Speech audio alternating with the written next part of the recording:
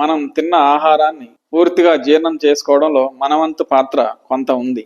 మన చుట్టూ ఉండే గేదెలు, ఆవులు, ఎద్దులు, దున్నలు మొదలైనవి అవి తిన్న ఆహారాన్ని మధ్యాహ్నమో లేక రాత్రో చక్కగా కూర్చొని నెమరు వేస్తుంటాయి.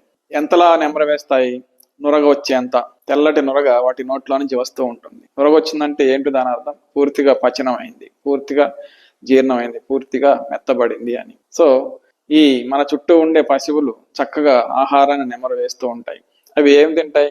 గడ్డి, ఎండుగడ్డి, పచ్చగడ్డి. వాటిని అరిగించుకోవడమే వాటి ప్రధాన ఉద్దేశంగా ఆ నెమరు వేస్తుంటాయి. ఫైబర్ ఎక్కువగా ఉన్న, పీచు పదార్థం ఎక్కువగా ఉన్న గడ్డినే అరిగించుకోవడానికి అవి అంత ప్రయత్నం చేస్తున్నాయంటే, మరి మనం పిండి పదార్థాలు, కొవ్వులు, మాంసకృత్తులు, కార్బోహైడ్రేట్స్, ప్రోటీన్స్ అండ్ ఫ్యాట్స్ అధిక మోతాదులో తీసుకుంటున్నాం ప్రతిరోజు. మరి అది పూర్తిగా జీర్ణం కావాలంటే మనం ఇంకెంత ప్రయత్నం చేయాలి?